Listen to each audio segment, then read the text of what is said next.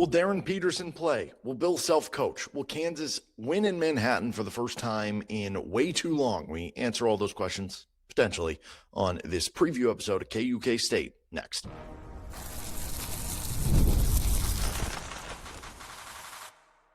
You are Locked On Jayhawks, your daily podcast on the Kansas Jayhawks. Part of the Locked On Podcast Network, your team every day. What's going on? Derek Johnson with Locked On Jayhawks. Thanks for making it your first listen every day, and thank you to everydayers catching each and every episode of the show. Thank you for making Locked On the #1 sports podcast network. On today's episode of the show, we are previewing Kansas and Kansas State. Can the Jayhawks get another road win? Can the Jayhawks win in Manhattan for the first time in 4 years? And we're going to break down some of the key storylines. Injuries for both teams kind of abound. We'll get into the K-State scouting report, players to watch for both teams, keys to the game for Kansas to pull off the victory, players to watch, or player matchup, and Hawks to soar, all coming up on today's episode of the show. Let's start right there with just some of the news coming into this game, which is very abundant with the injuries or potential absences on both sides. Let's start here. Bill Self did not coach in the Colorado game, and we have since heard from Bill Self. He had a press conference earlier on Thursday. He also was on Hawk Talk. I think that was Wednesday night. And here is the tweet out. This is from Jayhawks Slant. Right before KU left, Self said he was feeling some abnormal chest issues. Based on past issues, Self said he didn't feel good about it. He was very dehydrated and has AFib.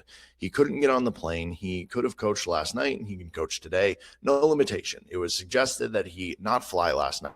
Altitude. Bottom line is Coach Self is okay, and he's back on the court.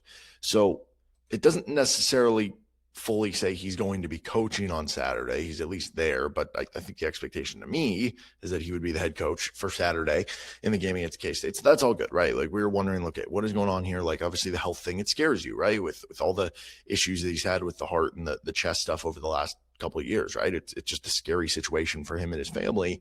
So great news but you know, that this is manageable stuff.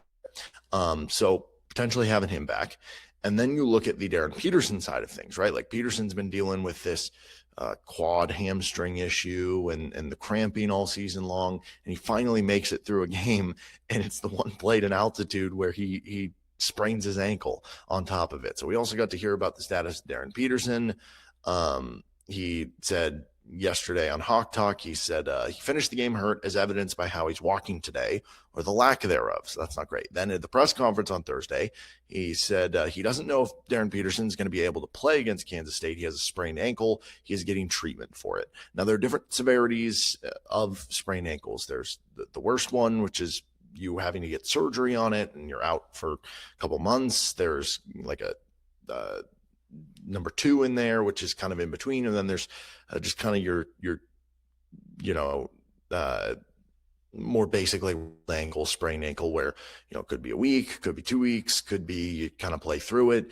So it'll be interesting what happens with KU. Obviously, if they don't play him in this game, their next game wouldn't be for another week in the very big BYU game, right? So maybe it makes sense to do that. But you're at a point where it's like, it's tough to win on the road for Kansas. And obviously it'd be helpful to have Peterson, but if he's not 100%, there's no point in risking that to me, right? Even though as much as you want to beat your rival, you don't risk it with Darryn Peterson there, especially with bigger fish to fry coming after with some of those big BYU and Texas Tech and a lot of the teams that the Kansas is going to be playing here. And obviously Kansas State is dealing with some injuries of their own. Abdi Bashir, who is, I wouldn't call him the best defender in the world. He's kind of he does one thing very, very well. He does it at an elite level, and that's shoot the basketball. 44% from three on 8.5 attempts per game. Over the last 3 games, he was shooting 42% on 12 attempts per game.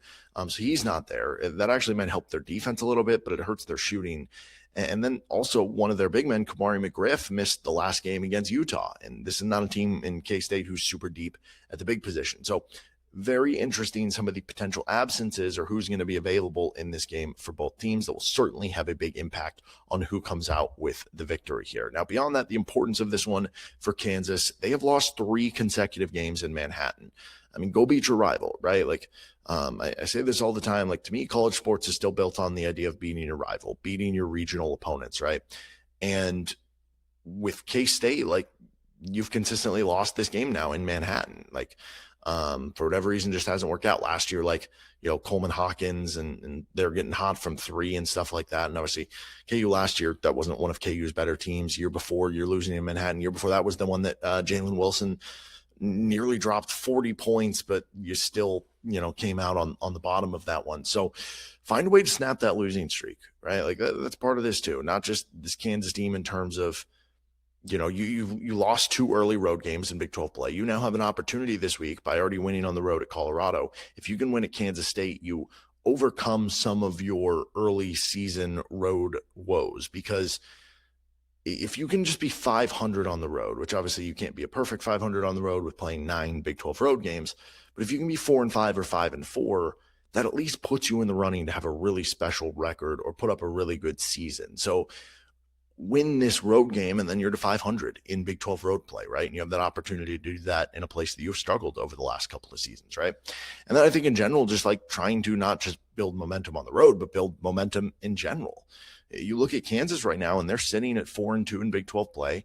They're starting to get the momentum going. They've won 3 consecutive games. Well, momentum's only as good as your next game. So if you lose this game, and then all of a sudden your next game's at home against BYU, and that's part of it too. Like the stretch after this one gets a lot rougher for KU. So take advantage of the ones that are going to be a little bit easier than the ones later, because you still, after this game, you still play BYU at home. You still play 2 more games against Arizona, the number 1 team in the country. You still have to go to Ames to play Iowa State again, who's probably going to be a little ticked off after how you beat them up in Lawrence, right?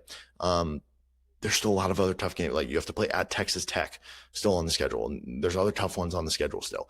So it's only going to get tougher from here. Take advantage of the one that has a higher percentage of you being able to win, and build your momentum going into that really rough stretch so that you can kind of use that to try to springboard and grab some of those big wins potentially, but also kind of build up your nest egg that if you do have some losses there, that you're not in a point of desperation where it's like, hey, they have to win this game or this happens, right? Let's get to that K-State scouting report though next. Players to watch, keys to the game, matchups to the game, all that and more. This is Locked on Jayhawks. This episode of the show is brought to you by FanDuel, and we are officially in playoff mode. Every game day during the NFL playoffs, FanDuel is giving customers even more ways to get in on the action. Because right now, every NFL playoff game day, FanDuel users get a profit boost waiting for them inside the app. Each game day, you'll see a pack loaded with multiple profit boosts you can apply to the bets you like most. You think Jarrett Stidham can pull it off, or you just want to go with the better quarterback and go with Drake May? What about Matt Stafford versus Sam Darnold? Do you go with the over and figure it's going to be just like the last game in Seattle? You can pick what you want to bet it on, make your picks, apply your profit boost to get an even bigger payout while the playoffs are rolling here. And over on FanDuel, by the way, for those games right now, it's the Broncos getting 4.5 points. The Rams are getting 2.5 points. If you even wanted to be like, hey, I think the underdogs, you do an underdog parlay, it pays off plus 540 over at FanDuel. So visit FanDuel, an official sportsbook partner of the NFL and Locked On Podcast Network. Grab your profit boost pack every NFL playoff game day with FanDuel. Thanks again for joining us here on Locked On Jayhawks. Don't forget you can join the Everydayer Club. We can get access to the ad-free version of Locked On Jayhawks, compatible with all your major podcast apps. And you get an invite to the Everyday Discord server where we'll share film, we'll talk about things you want to. If you have a suggestion for the show or mailbag segment, we can do all that over on the Discord server. All right, so KU takes on K-State, and the Wildcats come into this one limping a little bit. 10-9 on the season. They were just 1-5 in Big 12 play. They actually started 0-5 in Big 12 play. Lost to BYU, at Arizona, and at Arizona State, UCF, and then at Oklahoma State. And the BYU and Arizona ones, a little more forgivable, right? The at Arizona State versus UCF and at Oklahoma State, you would think those would all be kind of coin flips, right? But they got off the schneid earlier this week with a win against a bad Utah team, 81-78. Now, both Bart Torvik and Ken Palm rate Kansas State as kind of being in the 80s overall. They're in the 70 to 80 range on offense with a defense that's just outside the top 100 on both, so pretty consistent there.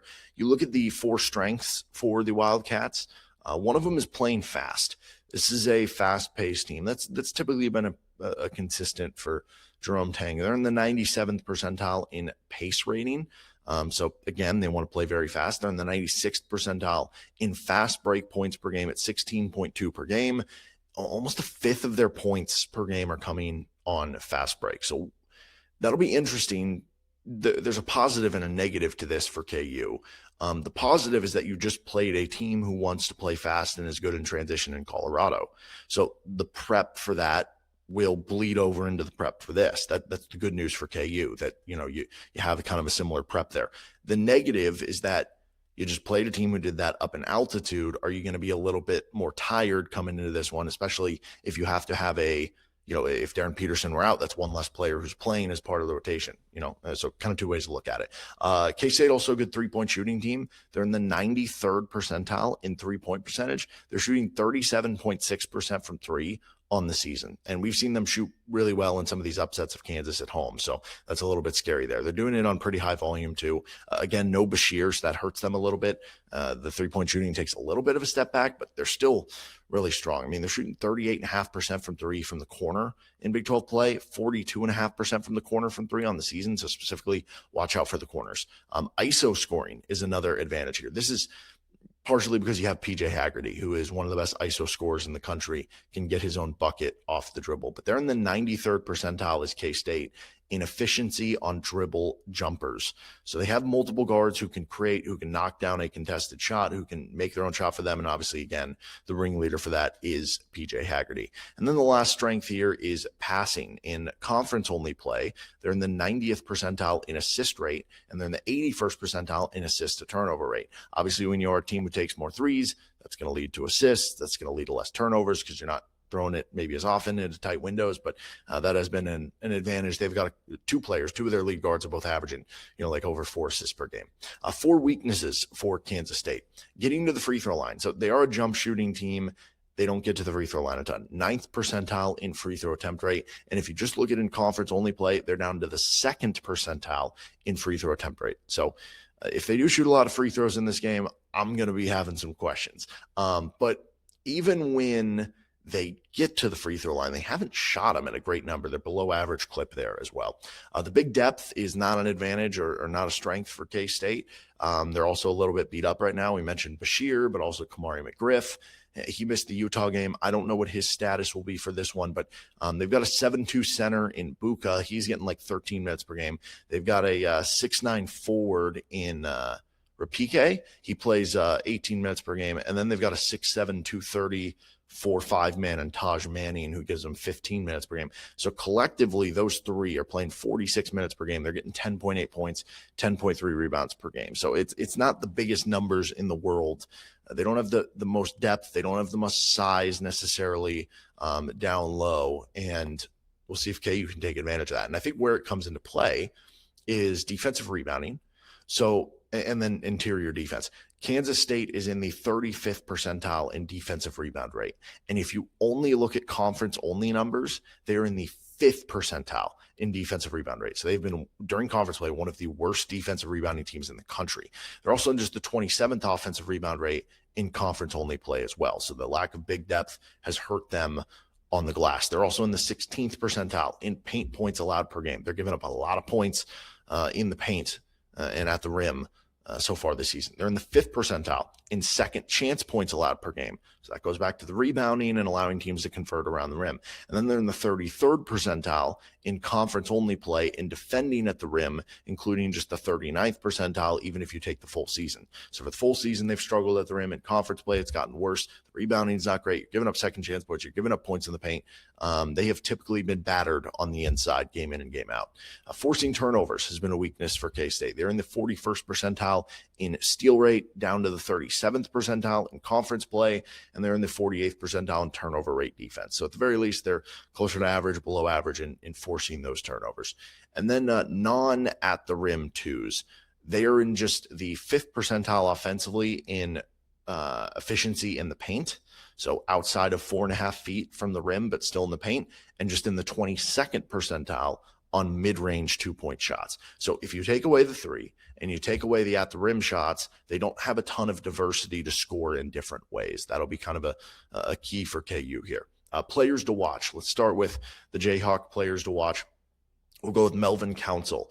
So Council, 13.5 points per game, 4.8 assists per game, and 4.5 rebounds per game. He's putting up good numbers this year. We've talked about this before, that Council has played really well for KU on the road. Obviously, when you have less games on the road, the one game where you put up, whatever it was, 36, 37 points at NC State, like that is going to make the numbers look even better. But as we continue to grab more evidence, he continues to perform well on the road. Like you think of the second half he had in the UCF game. You think of the close that he had to the Colorado game. So he's averaging 17.6 points per game on the road this season. And he's shooting 39% from three on the road. Even his turnovers per game drop in the road games this season. He almost feels like somebody who I don't know if it's feeding off when there's the negative energy coming at KU, or I don't know if it's the dog in him, like I'm going to prove you wrong, but he just seems like somebody who is built for playing in tough road environments. And I think that's going to show up for KU here in what is going to be a tough road environment. Then you have, to be clear, if I knew Darryn Peterson was playing, I would put him as the other player here for obvious reasons. But with that being kind of a question mark, we're going to go with Flory Bidunga for the other player to watch for KU. 14.1 points, 8.9 rebounds per game, 2.7 blocks per game. Now, when you look at the road games, whereas Melvin Council's game has gone up, Flory has struggled a bit on the road, at least comparatively to playing at home. Like overall, if you were saying Flory's averaging 10, 8, and 2.5 blocks per game, those are solid, fine numbers, right? But comparatively, right, you're saying on the season, he's averaging 14.1 points per game. He's down to 10 points per game on the road. He's averaging for the season 8.9 rebounds per game. He's down to 7.9 rebounds per game on the road, 2.7 blocks per game for the season, 2.4 on the road. So all those numbers are going down, right? And here's the big one. At home this season, Flory is shooting 71% from the field. On the road, he's shooting 54%. So there has been a difference here. And maybe this is just one of those, I don't know, coincidence things, like have some of the big men he's been playing on the road, like you think in North Carolina, like are some of the teams he's just happened to play on the road, do they have more size? Do they have more interior defense? Entirely possible. But KU needs him big in this one, and especially if Peterson's out, like you're going to need his offense even more. But going back to the idea that K-State has struggled on the inside, I want to see Flory have a takeover game, right? Then you look at K-State, their players to watch: PJ Haggerty, 23.4 points per game, 5.2 rebounds, 4.5 assists per game. Those are All-American stats if we're just, reading off the box scores, right? He's also efficient, 49% from the field, 37% from three. He just had 34 points last game. It's one of 3 games with 30 or more points.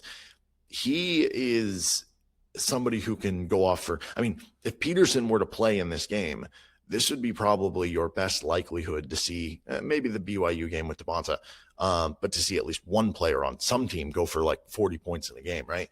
But Haggerty can get hot in a hurry, and that's going to be a challenge for KU. And then you have Nate Johnson, 11.6 points per game, 4.9 rebounds per game, 4.1 assists per game. He's shooting 40% from three. And the last 2 games, he's averaging 15.5 points per game on 50% from three. So with Bashir out, Johnson's shooting becomes even more important. He's played well lately, and those 2 guards, combined between Haggerty and Johnson, that's getting 34 points, 10 rebounds, over 8 assists on nearly 40% from three. That is a dangerous backcourt to be playing up against for KU. Let's get to the keys to the game for Kansas. Play your matchup, Hawks to soar, all that next. This is Locked On Jayhawks.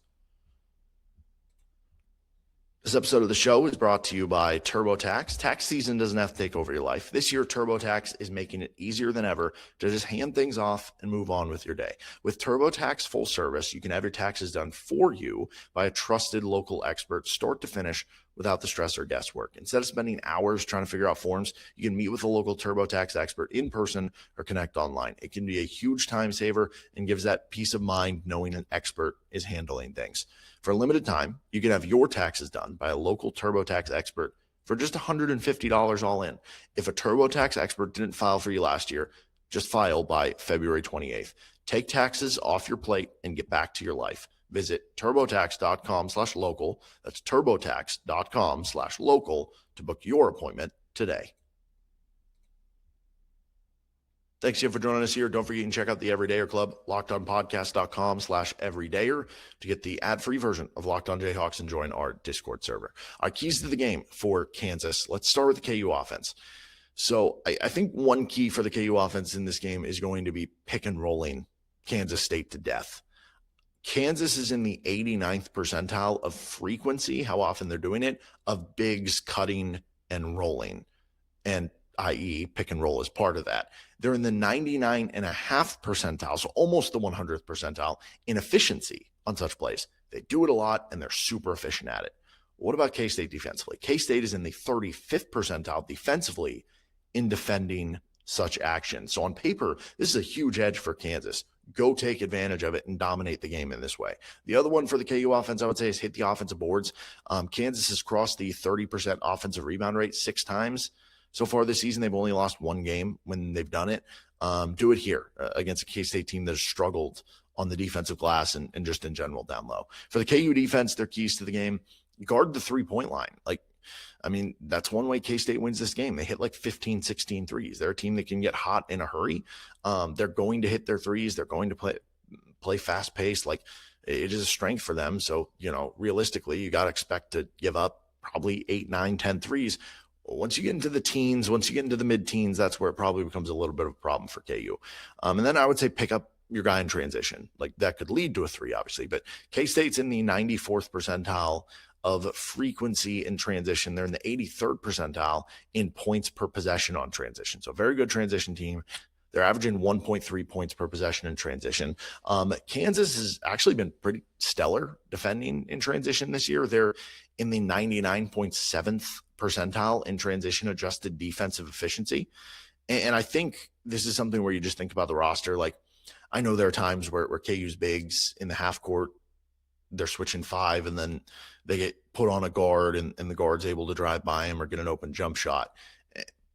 But generally speaking, KU does have mobile big men, right? Like, it's more mobile than, for instance, I don't know, Hunter Dickinson, or it's more mobile than, David McCormick potentially. It's like, in general, KU has mobile bigs. And I think that does at least help them in transition, right? I also can't help but wonder, like, going back to the impact of Jacques Vaughn, you think of the NBA, teams constantly trying to get out in transition. Has adding Jacques Vaughn to the staff like helped KU in any way and becoming a more efficient transition defense? I don't know. That'd be kind of an interesting thing to look into. But anyway, that's got to continue here for Kansas to try to win this one. Our player matchup, if he's healthy, is PJ Haggerty versus Darryn Peterson. I mean, the over-under on points for the combination of the two could, 50, and that could easily go over. But if Peterson's out, I don't even know if this becomes like an individual player matchup for me. It just becomes more of a question of PJ Haggerty or Flory Bidunga. Which of those two players goes off more relative to their team, right? Like, what if Flory against a weaker K-State front line goes for 22 and 14 with 5 blocks? Versus what if PJ Haggerty goes for 35? Like, the question of who kind of takes over the game more, I think, becomes the prevalent one there. Our Hawks to soar, we are going to go with Flory Bidunga. K-State doesn't have that litany of bigs. Then you look at those bigs cutting and rolling numbers that I mentioned earlier in the keys to the KU offense.